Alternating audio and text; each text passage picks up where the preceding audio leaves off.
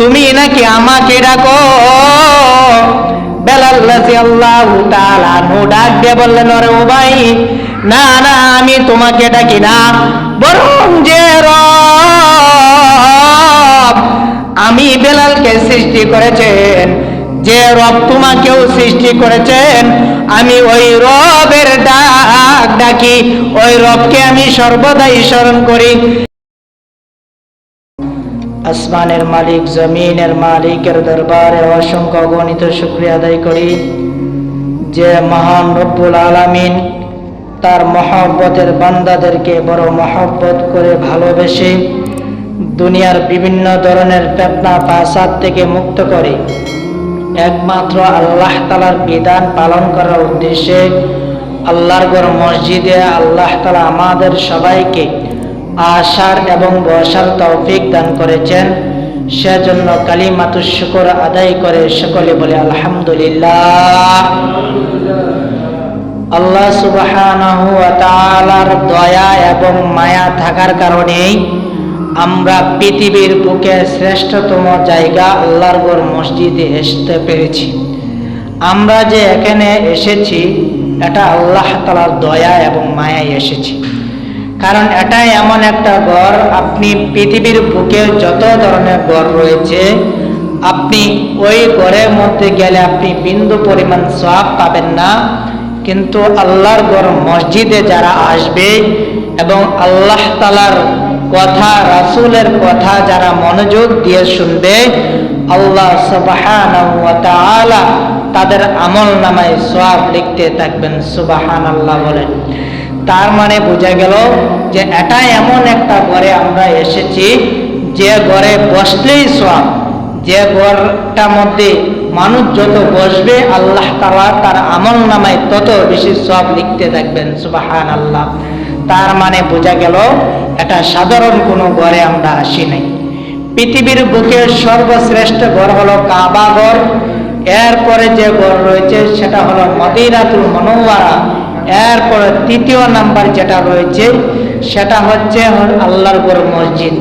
আপনি পৃথিবীর বুকে যত ধরনের প্যারাশানি রয়েছে ওই সমস্ত প্যারাশানি নিয়ে যদি আল্লাহর ঘর মসজিদে আসেন আর আয়েশা যদি আপনি নামাজ আদায় করেন, দেখবেন আল্লাহ তাআলা আপনার সমস্ত প্যারাশানিকে দূর করে দিবেন। সুবহানাল্লাহ বলেন। তার মানে বোঝা গেল যে এটা এমন একটা ঘর যেটা অন্য কোনো ঘরের মতো না। আপনি দুনিয়ার সমস্ত ঘরে যান, সেখানে বিন্দু পরিমাণ সওয়াব পাবেন না, কিন্তু আল্লাহর ঘর মসজিদে আসলেই আপনার আমলনামায় আল্লাহ তাআলা সওয়াব দিতেই থাকবেন। যতক্ষণ পর্যন্ত বসে থাকবেন ফেরেশতারা আপনার আমলনামায় শুধু সওয়াব লিখতেই থাকবেন। তার মানে বোঝা গেল আল্লাহর ঘর হলো পৃথিবীর শ্রেষ্ঠতম ঘর। এবার আসেন যে রাসূল সাল্লাল্লাহু আলাইহি ওয়াসাল্লাম জানিয়ে দিয়েছেন যে আল্লাহর ঘরে যারা খিদমত করবে, আল্লাহ রাব্বুল আলামিন আমাকে জানিয়ে দিয়েছেন, হে আমার বন্ধু, হে আল্লাহর হাবিব, আপনি আপনার উম্মতকে জানিয়ে দেন যারা আল্লাহর ঘরে খিদমত করবে আল্লাহ রাব্বুল আলামিন তাদেরকে সুসংবাদ দিবেন, সুসংবাদ জানিয়ে দেন হে নবী। রাসূল সাল্লাল্লাহু আলাইহি ওয়াসাল্লাম হাদিসের মধ্যে জানিয়ে দেন। বুখারী শরীফে 660 নাম্বার হাদিস এবং তিরমিজি শরীফের 1031 নাম্বার হাদিস। আন আবু হুরায়রা রাদিয়াল্লাহু তাআলা আনহু قال قال النبي صلى الله عليه وسلم سبعة يظلهم الله في ظله يوم لا ظل إلا ظله رجل قلبه معلق بالمساجد। মায়ার নবী সাল্লাল্লাহু আলাইহি ওয়াসাল্লাম জানা দেন, ওরে আমার উম্মত, আল্লাহর নবী জানায়া দেন যে আমার উম্মতের মধ্যে হাসরের ময়দানে এই কঠিন মুহূর্তের মধ্যে 7 ধরনের বান্দা এমন রয়েছে যে 7 ধরনের বান্দাদেরকে আল্লাহ রাব্বুল আলামিন হাসরের কঠিন ময়দানে আল্লাহ রাব্বুল আলামিন তাদেরকে আরশে আজিমে ছায়া দান করবেন।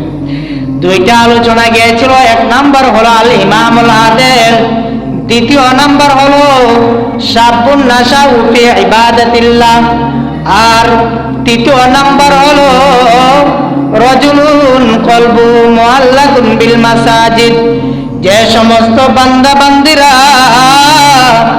আল্লাহর ঘর মসজিদে তাদের দিলটা লাগাইয়া দিবে, আল্লাহ রাব্বুল আলামিন হাশরের ময়দানে তাদেরকে আরশে আজিমে তাদেরকে ছায়া দান করবেন।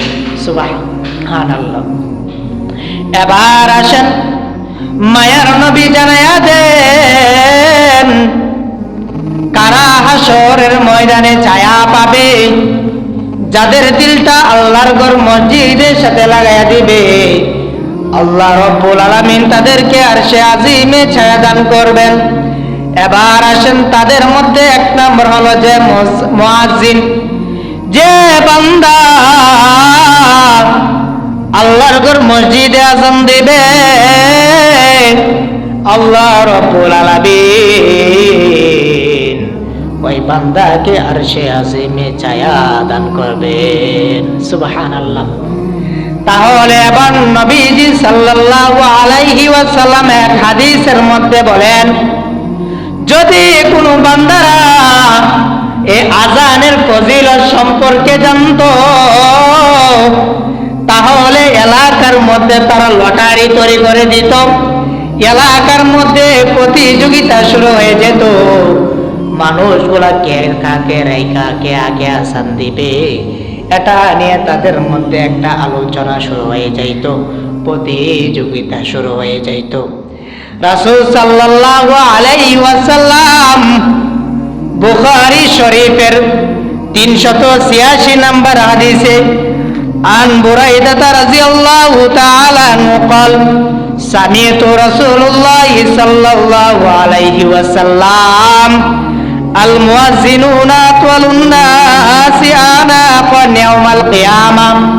বুখারী শরীফের মধ্যে আল্লাহর নবী সাল্লাল্লাহু আলাইহি ওয়াসাল্লাম জানায় দেন, ওরে আমার উম্মত, আমার উম্মতের মধ্যে যে মুয়াজ্জিন আল্লাহর ঘর মসজিদে আযান দিবে, আল্লাহ রাব্বুল আলামিন হাশরের কঠিন ময়দানে তার গলাটা এত লম্বা করে দিবেন যে তার গলা লম্বা হওয়ার কারণে হাশরের কঠিন ময়দানে মানুষগুলা ওই ব্যক্তিকে ভালো করে দেখবে।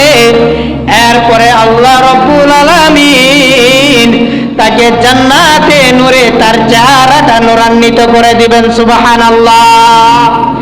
তার মানে বোঝা গেল মুয়াজ্জিনকে আল্লাহ রাব্বুল আলামিন এত মর্যাদা দিয়েছেন। রাসূল সাল্লাল্লাহু আলাইহি ওয়াসাল্লাম মুসলিম শরীফের 628 নম্বর হাদিসের মধ্যে বলেন, আন নবী সাইদ খুদরি রাদিয়াল্লাহু তাআলা আনহু قال قال النبي صلى الله عليه وسلم لا يسمع صوت المؤذن جن ولا انس ولا شيئا الا شهد له يوم القيامه। যে আল্লাহর বান্দা আল্লাহর ঘর মসজিদে আযান দিবে, ওই আযানটা যে বান্দা এবং বান্দিরা জিন জাতি এবং পৃথিবীর জমিনের মধ্যে যত ধরনের প্রাণী থাকবে, ওই সমস্ত প্রাণীগুলা হাশরের ময়দানে ওই মুয়াজ্জিনের পক্ষ নিয়ে আল্লাহর কাছে সাক্ষী দিবেন। সুবহানাল্লাহ। তার মানে বোঝা গেল এটা সাধারণ কোনো কথা না। আল্লাহ রাব্বুল আলামিনের কলিজা টুকরা নবী মুহাম্মদ আরবি সাল্লাল্লাহু আলাইহি ওয়াসাল্লাম আরেক হাদিসের মধ্যে জানায়া দেন, আসমান এবং জমিনের মধ্যে যত ধরনের ফেরেশতারা রয়েছে, ওই ফেরেশতারা হাশরের ময়দানে ওই মুয়াজ্জিনের পক্ষ নিয়ে আল্লাহ রাব্বুল আলামিনের কাছে সুপারিশ করবে। আল্লাহু আকবার। তার মানে বোঝা গেল সাধারণ কোনো কথা না, মুয়াজ্জিনকে আল্লাহ রাব্বুল আলামিন হাশরের ময়দানে মুয়াজ্জিনকে আল্লাহ রাব্বুল আলামিন এত বেশি মর্যাদা দান করবেন। নবীজির মুয়াজ্জিন ছিলেন হযরতে বেলাল। বেলাল রাদিয়াল্লাহু তাআলা আনহু যখন ইসলাম গ্রহণ করেন, উনি উমাইয়া ইবনে খালফের গোলাম ছিলেন। উবাই ইবনে খালফের যখন সে কাজ করত, সে উবাই ইবনে খালফের কাজ করত এবং আহাদুন আহাদুন বলে আল্লাহকে ডাকতেন। উবাই ইবনে খালফ যখন জানতে পারল, ওরে বেলাল তুমি নাকি আমাকে ডাকো, বেলাল রাদিয়াল্লাহু তাআলা আনহু ডাক দিয়ে বললেন, ওরে উবাই, না না আমি তোমাকে ডাকি না, বরং যে রব আমি বেলালকে সৃষ্টি করেছেন, যে রব তোমাকেও সৃষ্টি করেছেন, আমি ওই রবের ডাক ডাকি, ওই রবকে আমি সর্বদাই স্মরণ করি। এই কথা শোনার পর উবাই হযরতে বেলাল রাদিয়াল্লাহু তাআলা আনহুকে বললেন, ওরে বেলাল তুমি আজকে থেকে আর তুমি তোমার রবকে ডাকবে না, বরং আমি উবাইকে তুমি ডাকবে, তাহলে আমি তোমার রিজিক বৃদ্ধি করে দিব, আমি তোমার খাবার বৃদ্ধি করে দিব।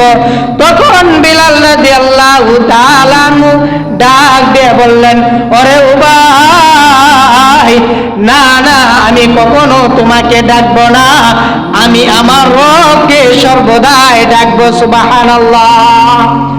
বেলাল রাদিয়াল্লাহু তাআলা আনহু যখন এই কথা বললেন যে হে উবাই, না না আমি তোমাকে ডাকবো না, বরং যে রব আমাকে সৃষ্টি করেছেন আমি সেই রবকে ডাকবো, সেই রবকে স্মরণ করব। তখন উবাই বলল, হে বেলাল সাবধান হয়ে যাও, তুমি যদি আর একটা বার তুমি আল্লাহকে ডাক দাও তাহলে তোমার জিহ্বাটা আমি বন্ধ করে দেব। হযরতে বেলাল রাদিয়াল্লাহু তাআলা আনহু ডাক দিয়ে বললেন, ওরে উবাই, না না তুমি যদি আমাকেও মেরে ফেলো আমার জবানটা কোনোদিন আমি বন্ধ করব না। সুবহানাল্লাহ। বেলাল রাদিয়াল্লাহু তাআলা আনহু আল্লাহকে ডাকেন, বারবার আল্লাহকে ডাকেন।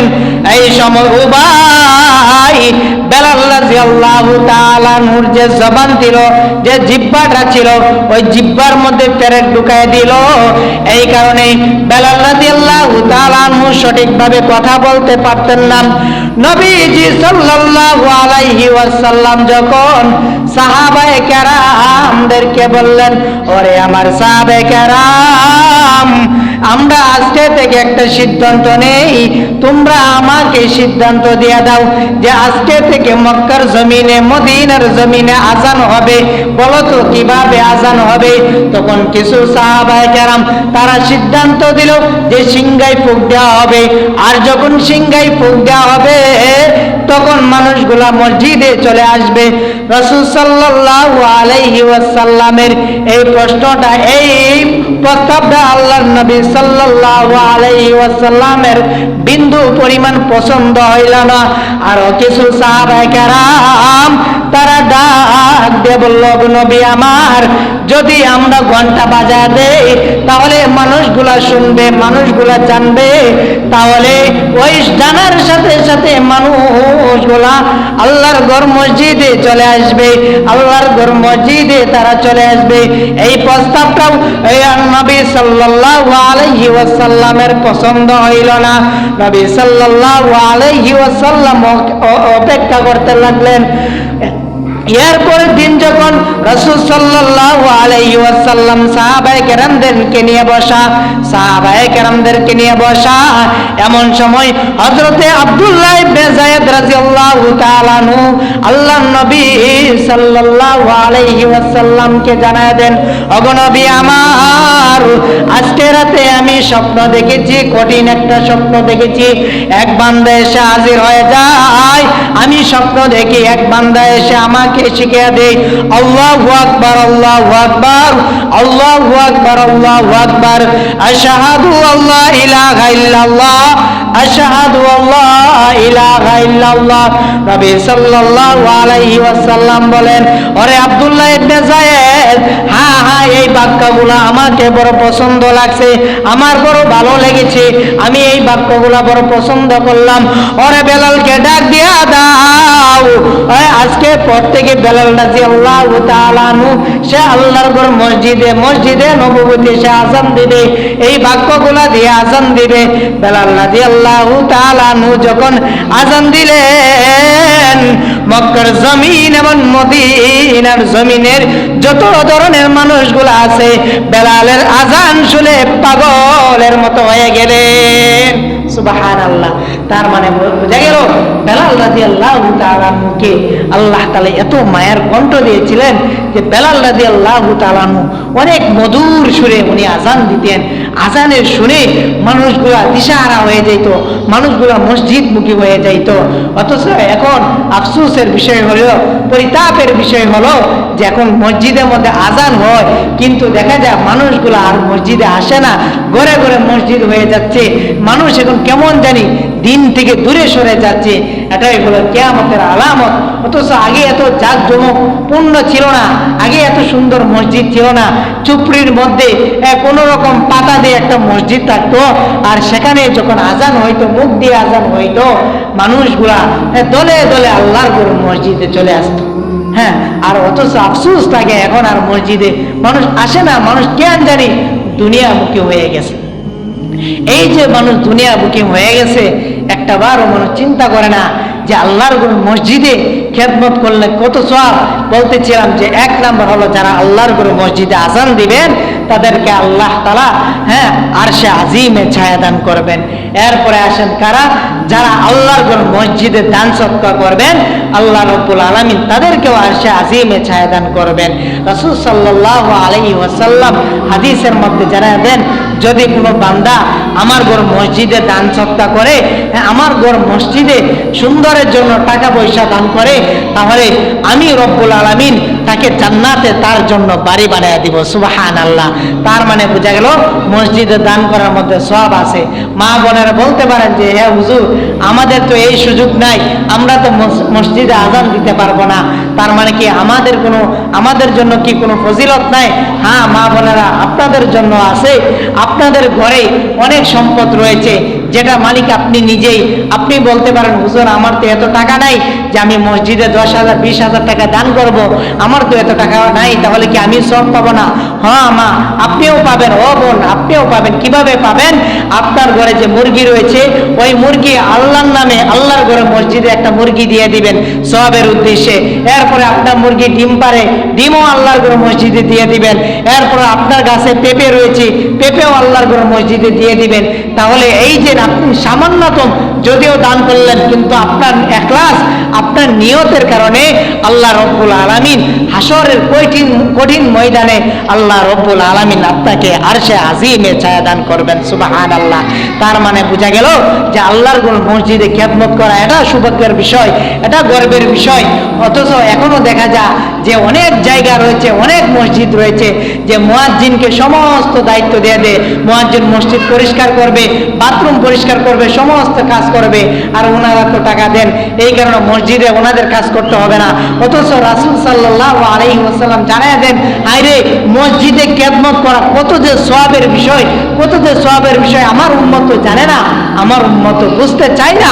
যদি বুঝতো তাহলে মানুষগুলা তাড়াহুড়া করে ফজরের আগে মসজিদে চলে আসতো, জোহরের আগে মসজিদে চলে আসতো, আসরের আগে তো মসজিদে চলে আসতো। হ্যাঁ, তার মানে বোঝা গেল যে আমার উম্মত এখন তারা দুনিয়ামুখী হয়ে গেছে, এখন আর মসজিদের প্রতি টান নাই, মায়া নাই। আপনি আল্লাহর ঘর মসজিদে সওয়াবের উদ্দেশ্যে মসজিদের খেদমত করবেন।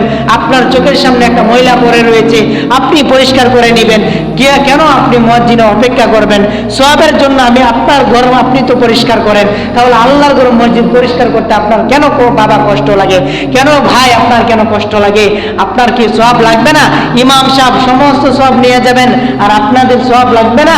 হ্যাঁ, তার মানে বোঝা গেল যারা আল্লাহর ঘর মসজিদে যারা তাদের দিলকে লাগিয়ে দিবে, আল্লাহ রাব্বুল আলামিন তাদেরকে হাসরের ময়দানে তাদেরকে আরশে আজিমে ছায়া দান করবেন।